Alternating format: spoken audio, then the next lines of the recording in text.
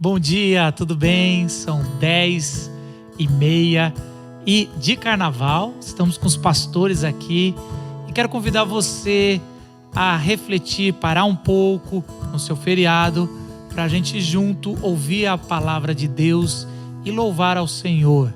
Então quero convidar você para fazer um momento de confissão de pecados, onde você vai orar aí junto com a sua família, com seus queridos, e a gente vai entregar esse momento a Jesus Cristo, que essa é a motivação que a gente está aqui. Então abaixe sua cabeça aí na tua casa e que o Espírito Santo nos conecte. Senhor Jesus, perdoe as nossas falhas, os nossos pensamentos, o nosso egoísmo, que nesse tempo, Senhor, o Senhor possa falar com a gente e que tudo que sair da nossa boca seja para exaltar o seu santo nome. Amém. Estamos conectados no teu Espírito e que o Senhor fale para que a mudança aconteça na nossa vida. Em nome de Jesus. Amém. Amém. Eu te convido a cantar o Salmo 96, tão conhecido de tantos de nós. Cantai ao Senhor um cântico novo. Cantai ao Senhor todas as terras, cantai ao Senhor, bendizei o seu nome, proclamai a sua salvação, anunciai entre as nações a sua glória, e entre todos os povos as suas maravilhas. Porque grande é o Senhor, muito digno de ser louvado, mais temível do que falsos deuses. Glória e majestade estão diante dele, força e formosura no seu santuário. Glória e majestade estão diante dele, força e formosura no seu santuário.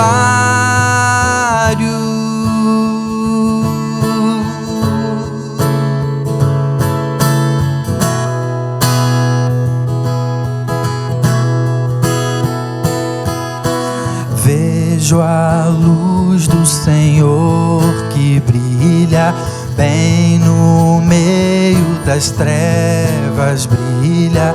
Jesus Cristo é a luz deste mundo, nos acorda de um sono profundo. Brilha em mim, brilha em mim, brilha Jesus, mostra ao mundo a luz de Deus Pai, Espírito de Deus, vem refúgio em nós, faz transbordar sobre os povos tua graça e perdão, vem ordenar que haja luz, ó Senhor.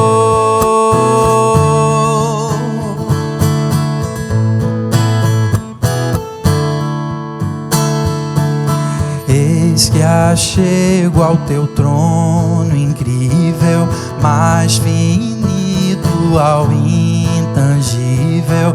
Por teu sangue precioso eu ouso entrar, minhas sombras da alma vem dissipar.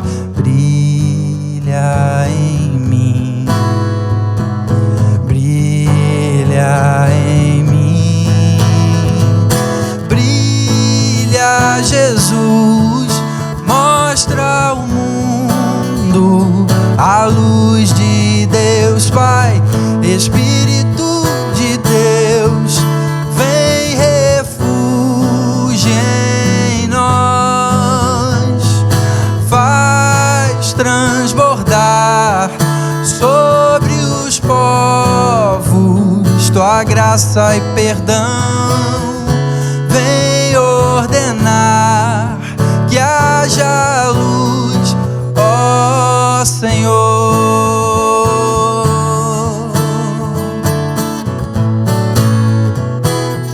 A última estrofe, vamos juntos, você em casa? Contemplando tua majestade, teu reflexo em nossas faces, cada dia de glória em glória, mostrem sempre a tua história. Brilha em mim, brilha em mim, brilha Jesus, mostra ao mundo a luz de Deus Pai. Espírito de Deus, vem refúgio em nós, faz transbordar sobre os povos tua graça e perdão. Vem ordenar que haja luz, ó Senhor.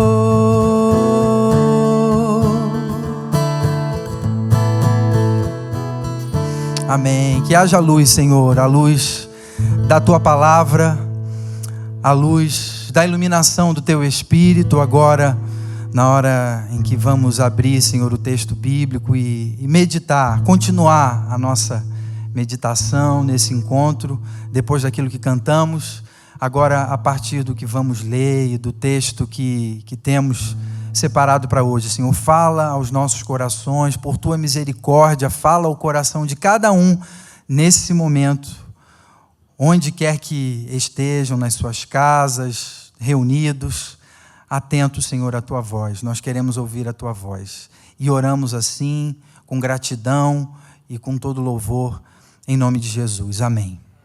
Amém. Amém. Oi, Gus, tudo bem? Bom dia. E aí? Tudo bem, Vitão? Tudo tranquilo. Estamos os 4 aqui. Você vê que já está começando a ganhar mais forma o nosso novo cenário. Ainda não é o projeto final, mas a gente vai entregando, né? O Renato, que é o responsável, vai entregando a cada encontro um pouco do projeto, porque a gente está de casa nova, né? Um lugar novo para a gente continuar nessa expectativa de bate-papo com você aí. Foi assim que começou, né?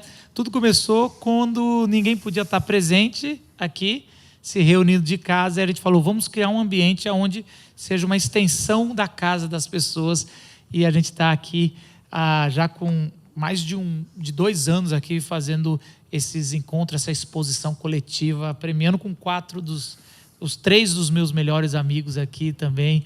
Muito bom poder compartilhar com você. Somos os 4 amigos, então? Somos 4 amigos, mas não estamos tão engraçados assim. Nem tanto.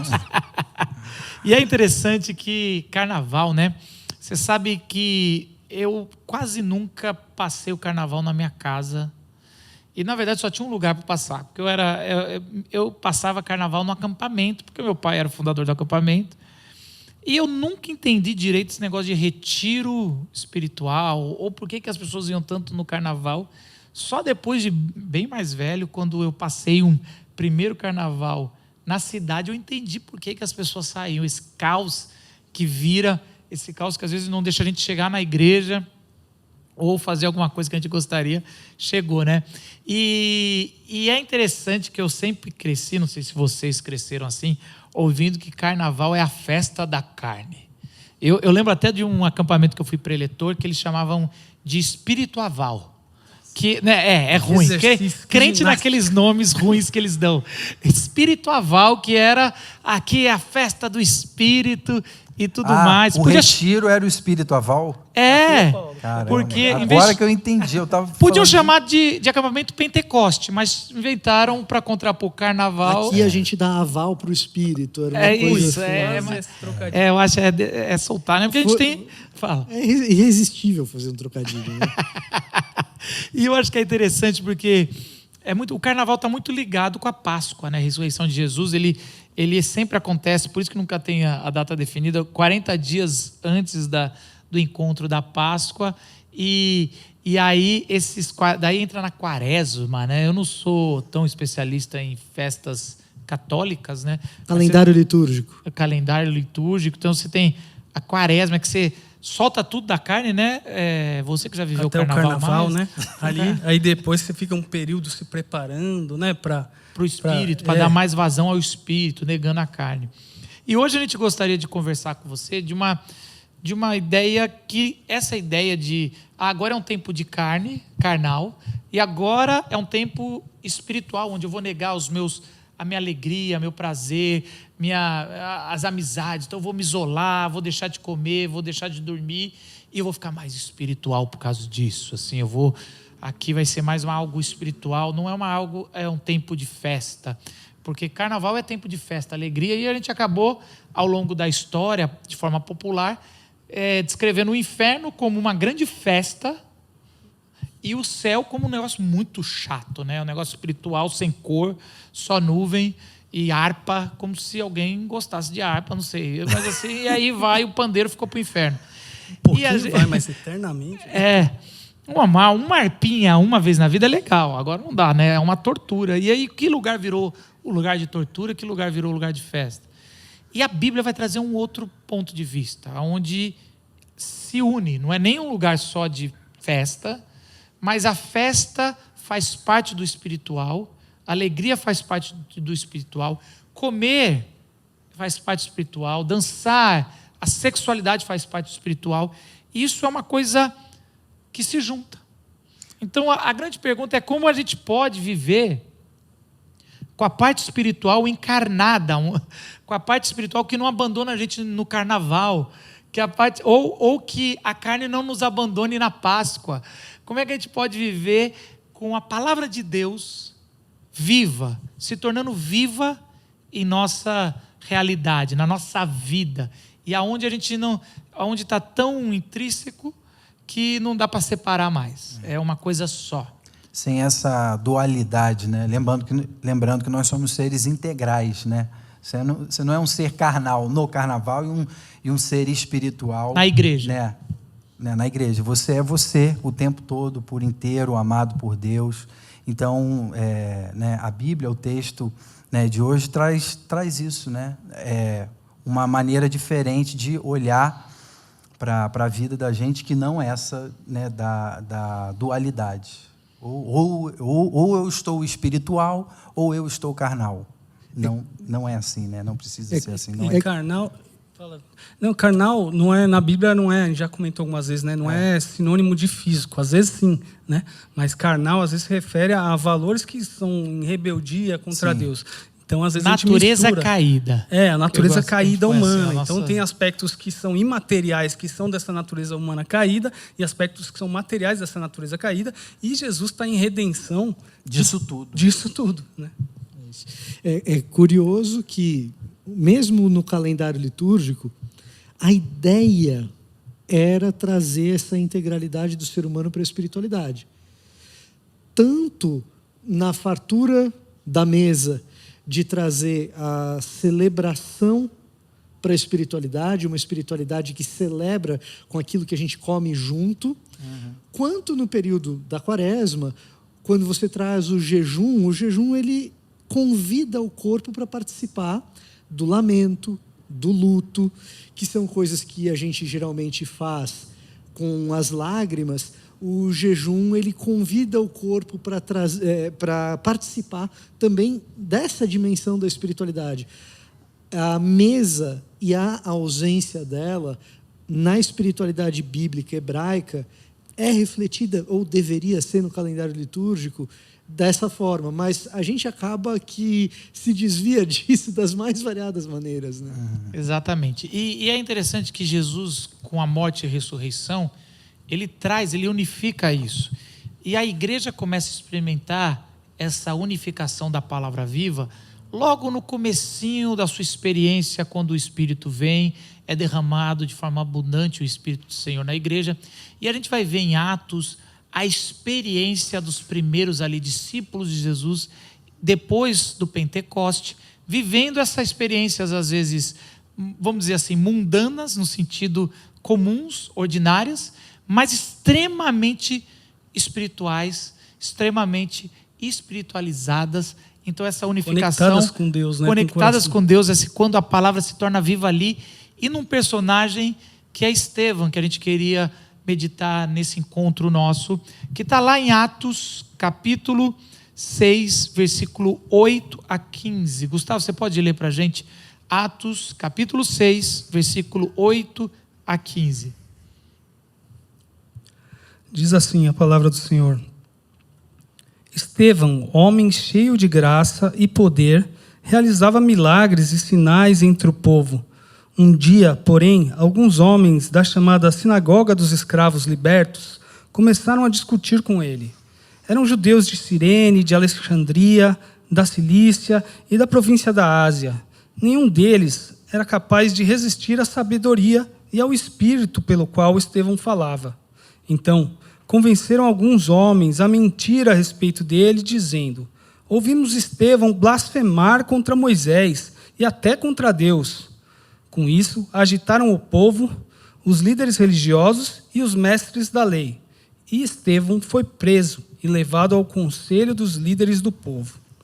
As falsas testemunhas declararam: este homem vive falando contra o santo templo e a lei de Moisés. Nós os ouvimos dizer que este Jesus de Nazaré destruirá o templo e mudará os costumes que Moisés nos deixou. Nesse momento, todos os membros do conselho olharam para Estevão e viram que o seu rosto parecia o rosto de um anjo. Que interessante. Quando a gente vai ler aqui, está lendo Atos, e a gente começa a ler sobre esse Estevão, ele é apresentado como um homem cheio de graça e do poder de Deus, realizava grandes maravilhas e sinais. Isso era uma descrição muito para Jesus, alguém que fazia maravilhas e sinais no meio do povo. E a primeira pergunta que ficou comigo quando a gente estava meditando sobre esse texto é: caramba, mas onde estava esse cara antes? O que é isso? Cadê ele? Cadê esse cara antes que já está assim? E o texto acaba que ele tinha a face dele como a de um anjo. Então é um cara que Lucas, o autor aqui da narrativa, está deixando de forma bem clara que esse cara é um cara diferenciado. Quando a gente volta um pouquinho no capítulo 6, a gente vai ver como Estevão e outros colegas dele, como Felipe, que vai ganhar um protagonismo logo ali na frente, porque é o que sobe ali até Samaria e depois vai até o Etíope, na outra fronteira. Interessante como o Espírito usa Felipe, mas também vai usar muito o Estevão. E aí a gente vai perceber que o episódio começa de algo muito interessante. O episódio fala assim, que a igreja, a comunidade começa a crescer de forma muito rápida e vem uma reclamação. Os judeus de fala grega, ou seja, os helênicos, um público grande dos judeus que se dispersou em algum momento da história de Israel e já não falam mais o aramaico, o hebraico, e eles estão vivendo já de acordo com a cultura grega. Provavelmente já participavam de festas do carnaval, estava para lá, eles estavam espalhados, eram, vamos dizer assim, numa cultura tradicionalista, é um povo um pouquinho mais inferior, porque não guardou o costume para valer, não ficou aqui no olho do furacão, aqui em Jerusalém. A pureza do idioma, né? Como assim? Porque o idioma era uma das coisas mais sagradas. Lá na frente de Atos, quando Paulo quer ser ouvido pela multidão que estava muito nervosa, ele começa a falar aramaico e o povo parou. É quase como tem que parar se alguém falar nessa língua. Essa língua é uma língua sagrada, é onde Deus falou com o povo. Paulo, que também era um judeu da dispersão, né? Sim, da cidade de Tarso. Da cidade de Tarso, né? Mas que tinha o privilégio de falar a língua ali, bem as duas ali. Ele é romano, ele é judeu dos judeus, falava o aramaico, mas também falava grego muito bem. E quem sabe até outras, né? Mas é interessante que os judeus de fala grega, eles começaram a discutir com os judeus de fala aramaica ou hebraica, no seguinte sentido: olha, vocês, a turma quando está vendendo todas as coisas, que falou que a igreja estava vendendo, e ninguém faltava nada para ninguém, e esse era um grande sinal de que o reino de Deus chegou, aonde ninguém sente falta de mais nada.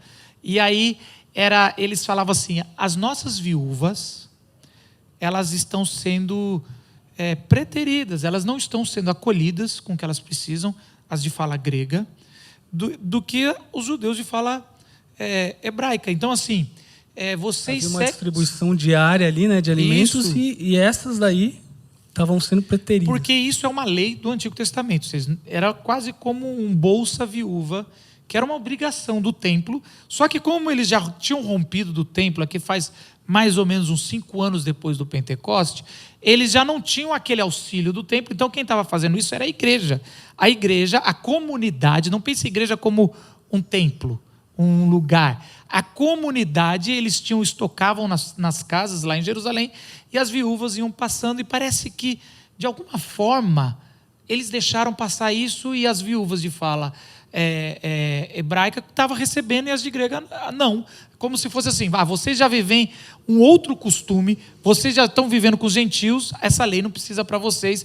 Como assim? A lei é sagrada, precisa ser vivida. Ou talvez até eram mais conhecidas, né? O pessoal já conhecia as famílias ali, que eram quem cresceu talvez ali nos arredores, né? De repente outras pessoas que estavam chegando ali, e as pessoas não sabiam a necessidade, né? Não conheciam a necessidade. E quase talvez, não sei se eu estou errado, Fontana, é quase assim: você fala grego, quase não dá para entender direito se você é uma gentia ou se você realmente é das nossas.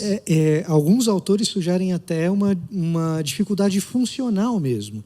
Você tem pessoas de fala aramaica que estão dominando a distribuição, e então você tem pessoas de fala helênica que, ao chegar ali, não tinham os meios para conseguir se comunicar e então desfrutar daquele tipo de serviço da maneira devida. Aí você junta um pouco da fome com a vontade de comer. Pensa num imigrante de fala diferente da sua, diferente da nossa aqui em São Paulo. Quando ele chega, uma das primeiras coisas que a gente tem que fazer é acolhê-lo com a língua, porque ele terá dificuldade para ter acesso, inclusive, às questões assistenciais que ele precisa, como refugiado, muitas vezes que chega. E ali, alguns autores sugerem a hipótese, até mesmo, de uma dificuldade funcional ali. E muito provavelmente, as viúvas estão passando fome, necessidade clara, porque elas não trabalhavam. Aliás, elas trabalhavam, mas não eram remuneradas, então elas estavam com uma necessidade. E aí é interessante a resposta dos apóstolos. É aqui que a gente quer começar a trabalhar a nossa reflexão desse encontro. Eles falam o seguinte: por isso os 12, ali capítulo 6, versículo 2 e 3, um pouquinho antes. Por isso os 12 reuniram todos os discípulos e disseram: não é certo negligenciarmos o ministério da palavra de Deus a fim de servirmos as mesas. Irmãos, falando para todos ali que estavam reclamando, escolham entre vocês que estão reclamando aí, que nem fala aramaico, fala grego, escolham entre vocês 7 homens de bom testemunho, cheios do Espírito Santo e de sabedoria. É quase assim: escolha entre vocês imigrantes que estão aqui já caminhando com a gente na igreja, 7 homens que sejam homens de bom testemunho, cheios do Espírito Santo, sabedoria, são 3 qualidades interessantes, e aí que eles vão passar a servir a mesa, porque nós vamos dedicar a palavra, a oração, ao que a gente está fazendo até então. Cara, e é interessante que isso faz parte um pouco do gênero narrativo, que às vezes não é tão claro de falar, isso Deus está concordando, ou isso Deus não concordou. Quando a gente vai descobrir das narrativas, que é mais de 50% da Bíblia, na maioria das vezes você tem que ter discernimento do Espírito para entender, e entender o que vai acontecer depois com o enredo, para entender que se o ato que eles fizeram é bom ou não. Eu cresci entendendo, e não está errado necessariamente, que os discípulos, nossa, que bacana, eles decidiram priorizar a leitura e a exposição da palavra de Deus. A igreja ali, olha só como os pastores aqui realmente entenderam que é importante estudar a teologia, continuar fazendo o que eles estavam fazendo. E, de novo, não estou condenando, mas o enredo, a história, vai mostrar que o Espírito Santo, e Lucas para de falar dos apóstolos, e agora quem vira protagonista na história de Deus, do Espírito Santo, dos atos do Espírito Santo, são esses 7. É interessante que eles vão nomear alguns, aí você não começa mais a ler nada sobre Pedro, nada sobre João, e aí você começa a ler sobre Estevão, sobre Felipe, que foi as pessoas que serviram à mesa. E aí é o primeiro ponto que eu queria parar, que eu acho que é muito importante. A palavra se torna viva com os que cuidam de pessoas. Se você quer na sua vida se tornar a palavra viva andando, essa palavra de Deus, o espiritual vivo encarnado em você, cuide de pessoas. Porque quando essa palavra é muito forte, quando os discípulos viram e falam, passaremos a eles essa tarefa de servir a mesa. Não é justo que a gente deixa de cuidar, de estudar a palavra para expor, para cuidar da mesa. Então, a palavra de Deus se encarna com os que estão na mesa cuidando de pessoas. E isso, para nossa mente, para mim que cresci na igreja e sou um religioso com PhD, sou formado, é difícil ter um cara mais religioso que gosta de julgar, que gosta de apontar, que acha que sempre o espiritual estar cuidando assim.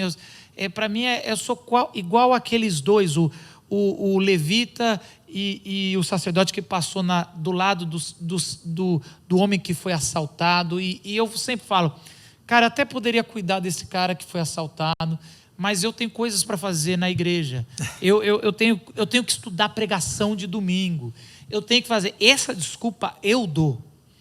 E por isso que eu sempre tendi a ler que, cara, os discípulos fizeram o que eles deviam fazer, agora deixa os diáconos ter que fazer. Vocês que têm fala grega, até funcionalmente, eu respeito a interpretação de alguns teólogos, que isso era também funcional, acredito que sim, mas é um jeito de aliviar um pouco ali a barra, porque é funcional, mas também, cara, às vezes o Espírito Santo, eles tinham vivido o Pentecoste. O Espírito Santo passa do que é o funcional para ser entendido nas línguas maternas, né? Então, assim, a gente tem que entender que, cara, é interessante como os discípulos fizeram a sua escolha, independente se está certo ou errado, eu não estou dizendo isso, mas o Espírito Santo agora começa a atuar de forma mais visível e a narrativa vai para esse caminho para os que estão cuidando da mesa. É quase como assim. E é interessante que Deus está agindo de forma tão maravilhosa que até nesse erro aqui, nessa dificuldade que eles estavam tendo, agora está muito mais claro para se expandir a palavra, descer para Samaria, descer para outros cantos, com os de fala grega, com os que dominam a fala grega. Então, assim, isso é muito, muito simbólico, esse ato de servir e se tornar, quando a gente se torna, e até paradoxal. Gente, mas espera aí, quem foi estudar a Bíblia, parece que aqui não está tão encarnado a palavra de Deus, e a gente não está, de novo, dizendo contra estudar a Bíblia, mas os que foram servir pessoas, o Espírito começou a se tornar vivo ali. Se a gente lê Atos como a gente deveria ler como uma sequência do Evangelho de Lucas, talvez isso não nos surpreendesse tanto assim, porque é o que Jesus está falando o tempo todo que iria acontecer. A inclusão de quem está mais excluído, que o Evangelho ele alcança o que está perdido, o que está fora, ele inclui o de fora, ele é serviço. O Evangelho de Lucas tem uma forte ênfase na busca pelo que está mais externo, na busca por aquele que está mais distante. Então, de certa forma, o que está acontecendo é simplesmente aquilo que Jesus vinha falando e muito. Às vezes a gente não lê Atos na sequência de Lucas, a verdade é essa. Mas talvez nesse sentido a leitura do texto faça mais favores para a gente do que a nossa herança cultural religiosa, né? E quando Jesus inverte a lógica, ele diz, né, maior é o que serve, né? O privilégio de quem dá o passo na direção do outro, né? Quantas histórias, quantos exemplos a gente não tem, às vezes, da gente mesmo, de quando a gente decide dar o passo na direção de alguém que precisa e vê Deus abençoando não só a quem precisava, através da nossa atitude, mas abençoando a nossa própria vida, nos fazendo, né, abrir os olhos para uma série de questões relacionadas a isso, né, olhando para Jesus e percebendo que ele foi o maior exemplo disso, né, de alguém que se entregou, de alguém que serviu, invertendo completamente a lógica, digamos, né, natural do mundo e da maneira como a gente enxerga as relações, né? Até para não ficar nessa ênfase de estudar ou não a palavra, muito interessante, porque aqueles discípulos, os apóstolos, andavam com Jesus e viram Jesus fazendo o quê? Curar pessoas, ensinar e tal. Os sinais poderosos, miraculosos que Estevão vai mostrar logo depois. Exatamente, é isso que me chamou a atenção. Então, aí o Estevão, ele justamente... as ações deles vão ser parecidas com as de Jesus. Você fala, não, mas quem tinha mais autoridade era quem estava andando com ele. Mas aí o Espírito Santo está dizendo, agora é para todo mundo, né, que crê. Ele retoma, dá a impressão, não sei se... Mas dá a impressão assim que quando lá em Atos 1, quando Jesus fala, aguardem, não saiam de Jerusalém e esperem lá pela promessa do meu Pai. Parece que os apóstolos entenderam que mesmo depois do Pentecoste, eu não posso sair de Jerusalém. E eles ficam lá. E aí é quase que como... Gente, a promessa do meu Pai é o Pentecoste. Não é para você ficar em Jerusalém esperando outra coisa. Eles fixam lá.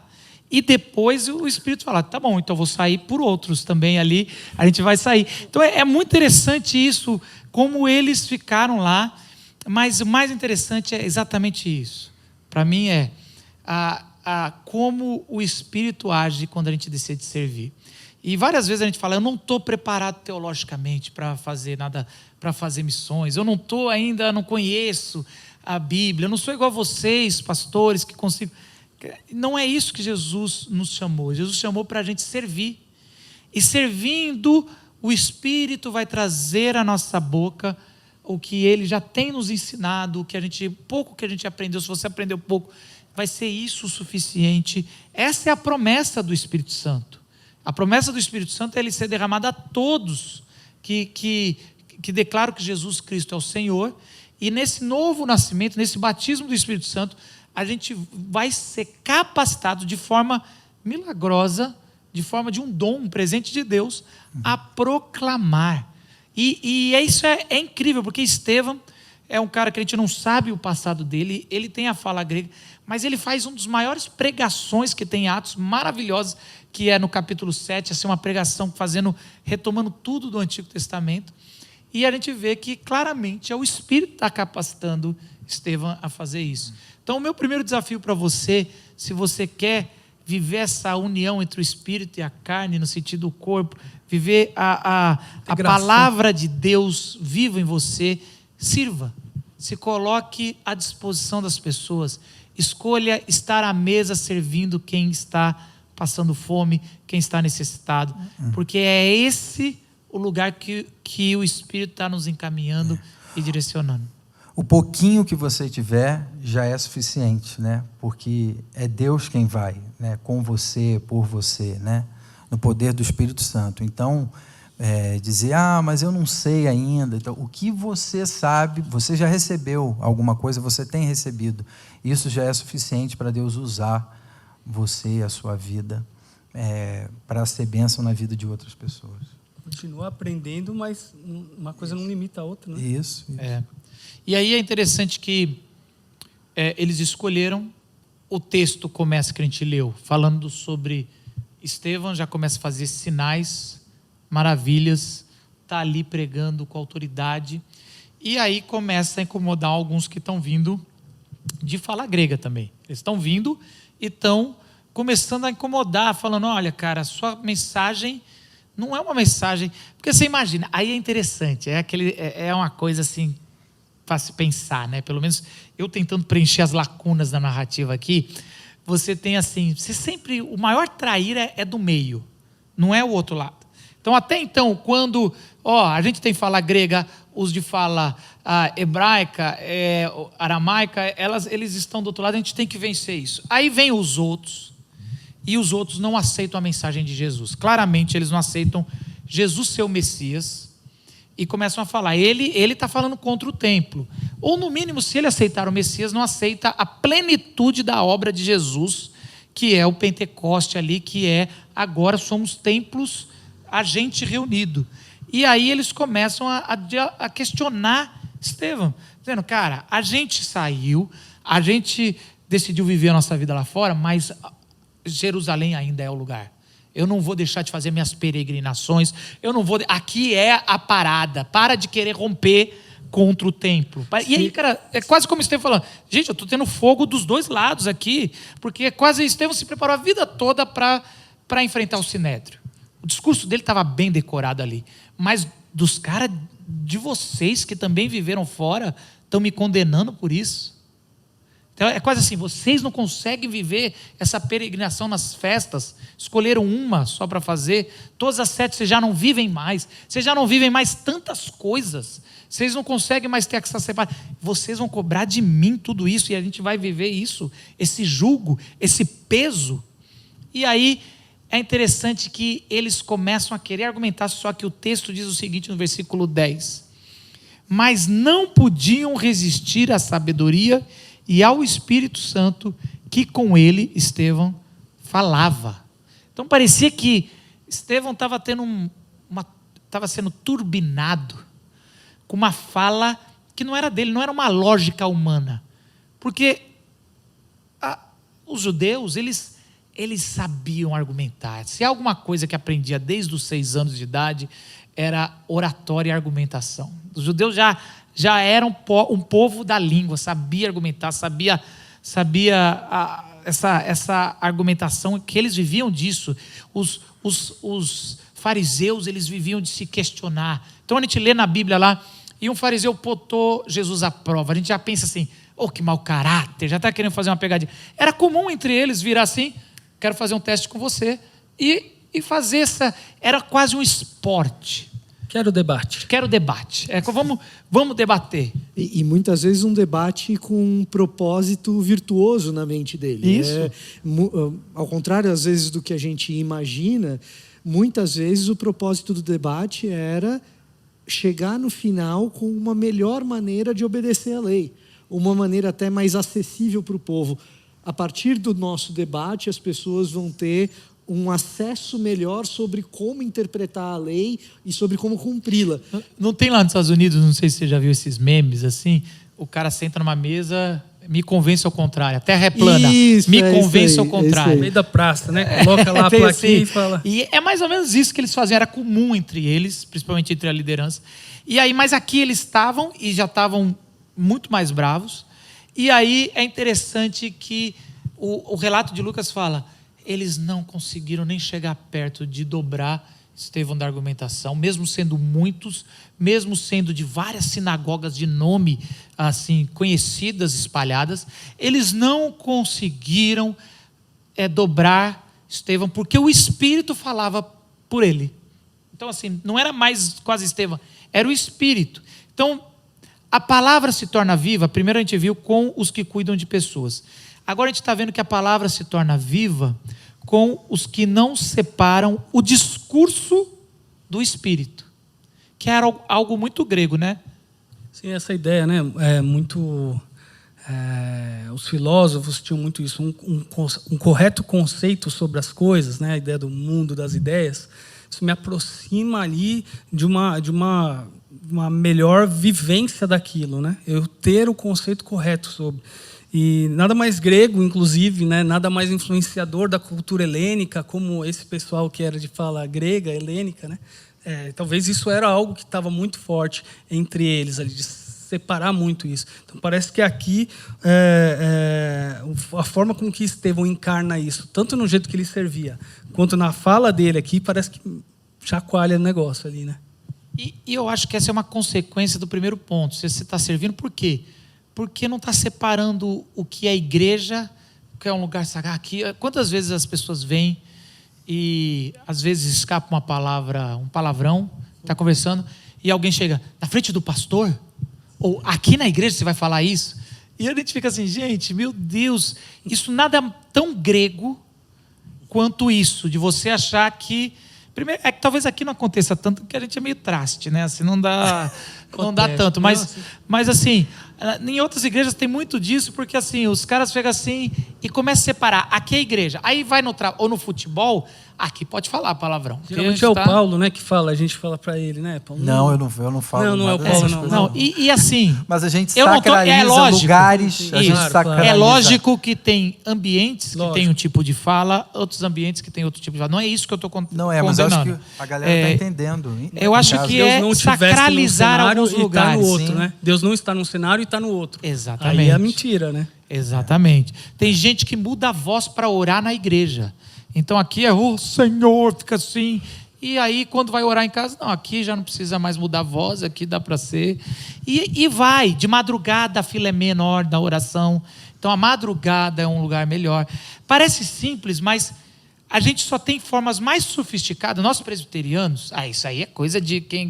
Mas nós sofisticamos a nossa ignorância. Mas da mesma lógica religiosa. Da mesma religiosa. Lógica, é igual. É isso. É só que a gente às vezes não é tão caricaturado como o que eu estou falando aqui. Mas a gente tem muito isso. Tanto é isso que a gente acredita, tanto que a gente nem questiona que a opção dos discípulos foi a correta. Está na palavra. Só que o texto está mostrando o contrário. O texto está mostrando que o cara que decidiu cuidar da mesa e provavelmente não tinha tanto tempo para cuidar do discurso, agora o Espírito está falando por ele. É quase assim, pode deixar que eu cuido do que você vai falar, só cuida das pessoas. E aqui está o Espírito falando e ele está sofrendo um debate injusto de várias pessoas. Lucas faz questão de nomear um por um, dizer, o negócio está injusto.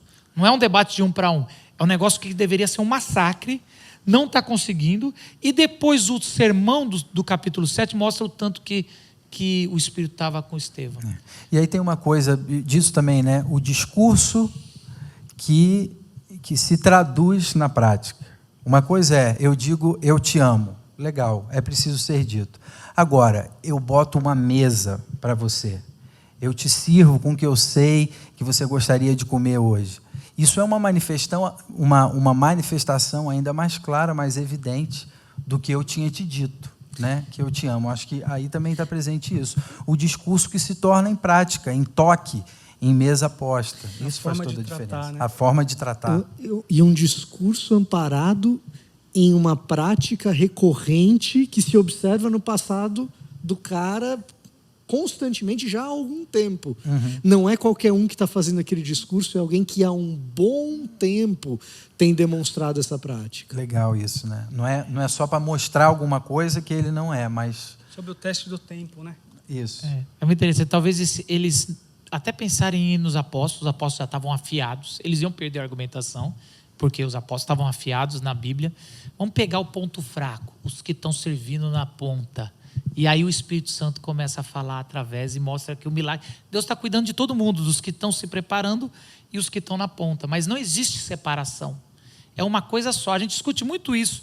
A gente está pensando muito em igreja, né? Tentando estruturar melhor. E a gente costuma separar muito ministério de ação social e ministério de evangelização. Quando a gente vai estudar na Bíblia, a gente percebe que é um ministério só. E como... a gente mesmo tendo 2 braços, 2 pernas, a gente é um ser humano só, é um ministério, é uma ação só, é uma missão só. Anunciando o mesmo reino, né? É o mesmo reino, rei. O a mesmo mesma movimento. Missão, a mesma vocação. E quanto mais a gente faz essas dicotomia, mais a gente separa que é uma diaconia. A diaconia conserta. Deveria consertar. Exatamente. Mas a gente faz, porque diaconia é servir no grego, e aqui fala isso, é da onde mais ou menos surgiu todo o ministério de diaconia. A É o grande conta comigo aqui na vila, colocando o discurso É, o em conta. prática, né? Exato. No abraço, no olhar, no seja bem-vindo. No grego, diaconia é conte comigo.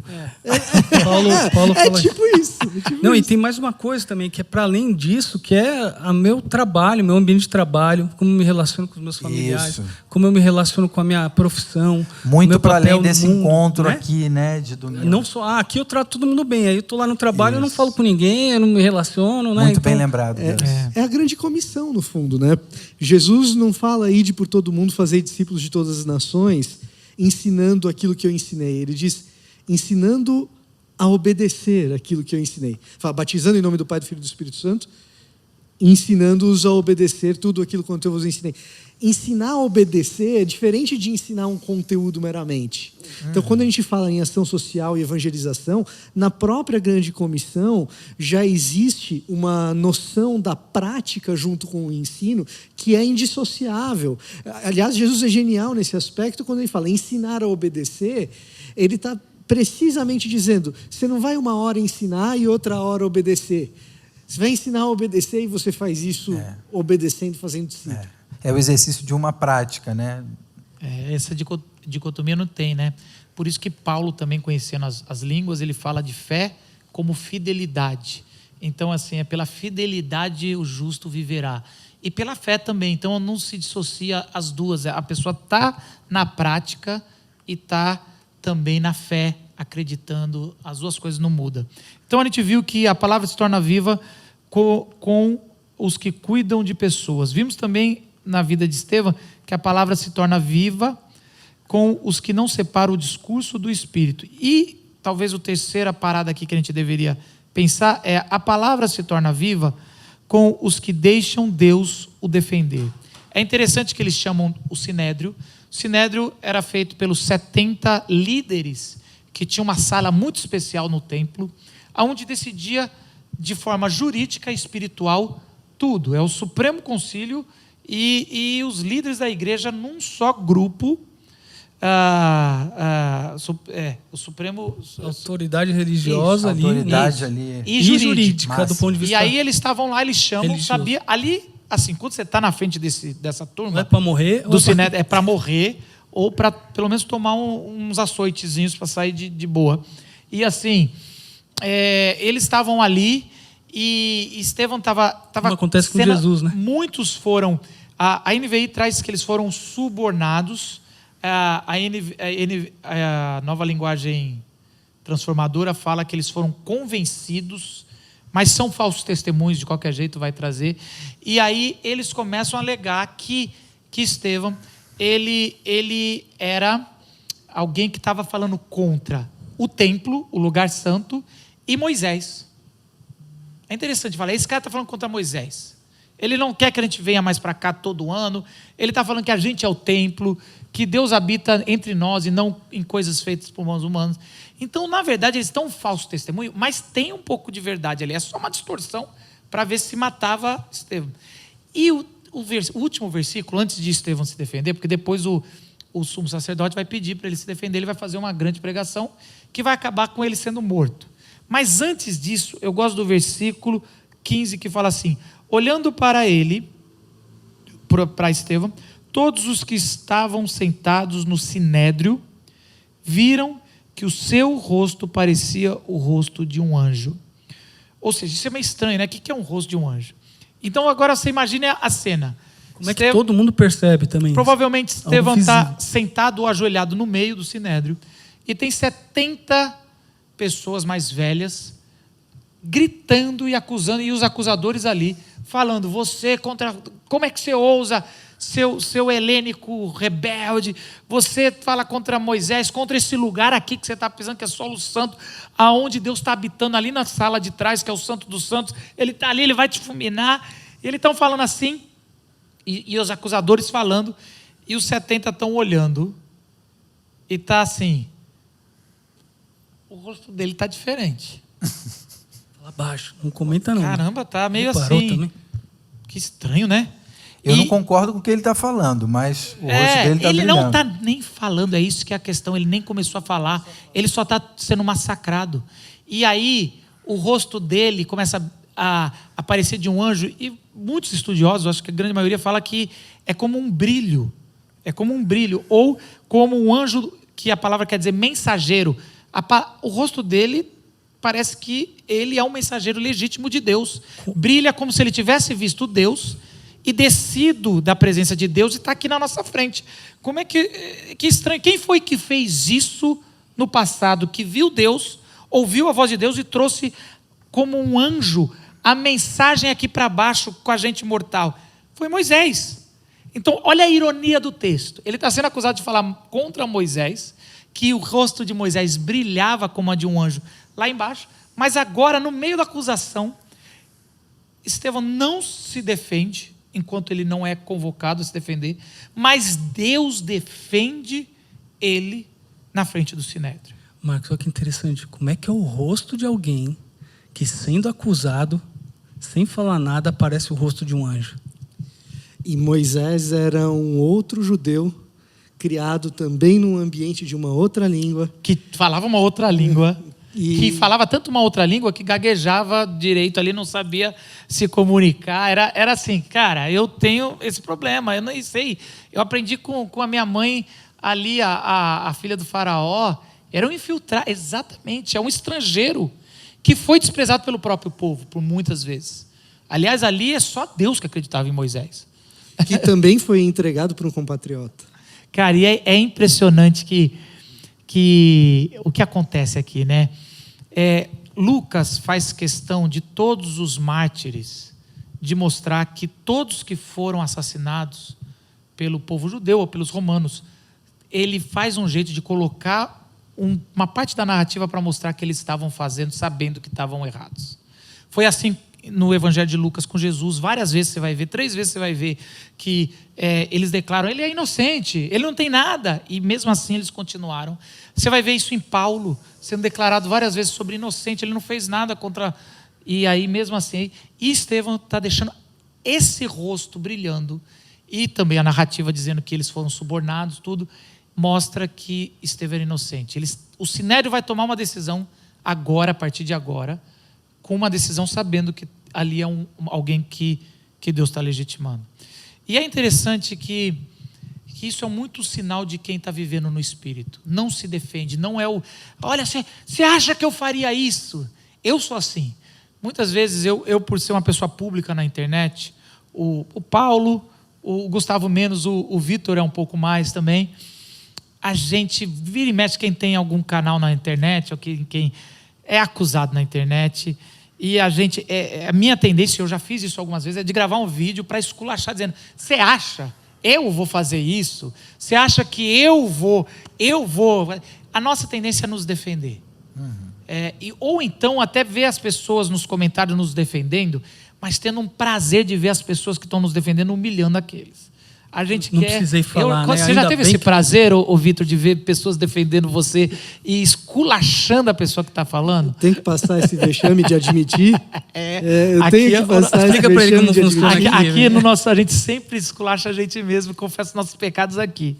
E isso é muito comum, mas Estevão não faz isso. Quem defende Estevão é Deus. E se você e eu, na minha vida eu estou nesse processo ainda, eu acho que eu ainda chego lá um dia. Mas se eu quero ser a palavra de Deus viva, encarnada, eu tenho que começar a deixar a Deus, o justo juiz, é que vai me defender. É Cristo quem me justifica. É Cristo quem me justifica e quem está ali. Ele me defende não só das acusações falsas, mas diante de Deus. Ele é o cara que vai ser o meu advogado. Isso é o cara que está defendendo. A gente não precisa de nenhuma defesa. Toda defesa feita depois de Jesus é em vão e é muito mais fraca. Mesmo a sua, mas é a verdade. É Deus que justifica. Se Ele iluminar o nosso rosto, agora de forma metafórica, ninguém mais precisa falar nada. O rosto está iluminado. Se Ele nos defende daquilo que era verdade... E talvez mesmo quem tenha algo a dizer sobre si, em algum momento, né, para se defender, se ela faz isso a partir da consciência de que, não, maior é quem está em mim e por mim, é Cristo quem me justifica. Muito provavelmente o seu tom, a maneira como você vai se colocar, seja nas redes sociais, seja no convívio no dia a dia, será diferente, porque aí você está movido por essa consciência bendita e maravilhosa de que eu não preciso ficar, né, querendo aqui me justificar, se o que eu tenho feito é a partir do que Deus tem dito, ensinado, né, inspirado ao meu coração. Então, saber disso, eu acho que isso vai fazer toda a diferença. A vida de Estevão, ele faz um discurso muito bonito quando ele chega para falar que Deus não habita em templos feitos por mãos humanas. Todo o sinédrio se revolta, eles arrastam ele para fora e eles apedrejam ali Estevão. E fala que Estevão, ele olha e vê o trono de Deus e o Senhor em pé. É como e a arquitetura do templo era algo assim muito claro que mostrava que aonde estava o Santo dos Santos era como se fosse um espelho da onde está o trono de Deus no céu. E é quase que como Lucas dizendo, Estevão estava certo, o templo verdadeiro que Deus construiu, ele teve acesso antes de morrer. Ele levanta e é como se Deus fala, cara, nem continua não se defendendo. Eu abro aqui essa janela, você vai ver antes de passar para o lado de cá. E ele viu essa visão maravilhosa. Estevão só foi quem foi porque ele conheceu Jesus. Estevão não é o herói da nossa história. Ele é uma pessoa fantástica. Mas ele não é o herói. O herói é Jesus. E se você pensar sobre palavra encarnada, é Jesus. Quando a palavra estava com Deus criando, era Jesus ali, e ele veio e tabernaculou, virou templo entre nós. E ele virou templo, e olha que interessante, quando ele virou templo, não foi para o sinédrio, não foi para os palácios, decidiu servir à mesa, decidiu virar um diácono. Não vão me conhecer por não ser um rei, vão conhecer pelo serviço. O Filho do Homem não veio ser servido, veio ser diácono, veio servir. E ele nunca desassociou o seu ministério da prática, da palavra. Ele nunca desassociou o que ele fala da palavra do Pai. Ele sempre falou, eu e o Pai somos um, o Espírito está entre nós, eu sopro. Quando eu falo, eu sopro em vocês, meus discípulos, o Espírito. Só que tem uma coisa diferente da vida de Estevão, da de Jesus. Estevão, o Pai, o tempo todo defendeu ele de forma clara, iluminando o rosto dele, abrindo a visão do céu antes dele morrer. Mas quando Jesus foi morto injustamente na cruz, o Pai se calou. E Jesus não viveu esse privilégio do Estevão, de estar todo mundo vendo o rosto brilhando, vendo os céus. Aliás, muito pelo contrário, Jesus fala, Deus meu, por que me desamparaste? Depois os evangelistas vão entender que Deus não defendeu Jesus, entregou como um cordeiro para que todos nós possamos viver. Estevão, eu e você, a defesa definitiva que é no sangue de Jesus, nós somos justificados e nunca mais precisamos nos defender. O nosso rosto não precisa brilhar, porque o sangue de Jesus brilha e nos defende diante de todos e diante de Deus. Em Cristo nós somos justificados. Ele é o verdadeiro herói, porque Ele é a palavra que se encarnou e se encarna em nós hoje. Senhor Jesus, quero agradecer, Senhor, porque o Senhor se tornou a palavra viva. E o Senhor andou entre nós e vimos a sua glória, glória como a do unigênito do Pai. Obrigado, Senhor, porque o Senhor faz a gente estar frente a frente. Não tem mais véu que separa o Santo dos Santos de nós. Não há mais nenhuma mediação. Só Jesus é o único entre o Pai e a gente, Senhor. Obrigado por esse privilégio. Abençoe cada um que está na sua casa, cada um que está ouvindo essa mensagem, mesmo os que estão ouvindo depois, Senhor. Que o Teu Espírito testifique no coração a Tua mensagem de cada um aqui. Em nome de Jesus, amém. Meu Jesus, Salvador, outro igual não há.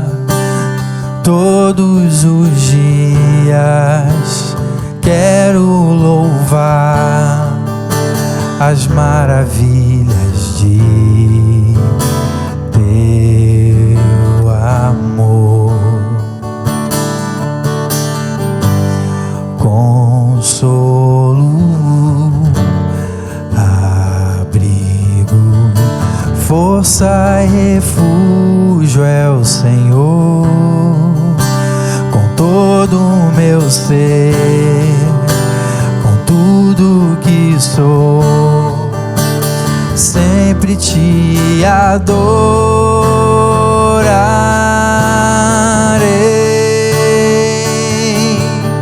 Aclame ao Senhor toda a terra e cantemos poder, majestade, louvores ao Rei. Montanhas se prostrem e rujam os mares ao som de teu nome. Alegre te louvo por teus grandes feitos. Firmado estarei, sempre te amarei. Incomparáveis são tuas promessas. Incomparáveis são tuas promessas. Incomparáveis são tuas promessas para mim. Que a graça do nosso Senhor Jesus Cristo, o amor de Deus, nosso eterno Pai, a comunhão, a consolação, as palavras do Espírito Santo esteja sobre a sua vida aí, na tua casa, entre teus familiares e toda a igreja do Senhor. Deus abençoe você, um bom restante de feriado e nos vemos no próximo domingo presencialmente aqui, tá bom? Tchau, gente!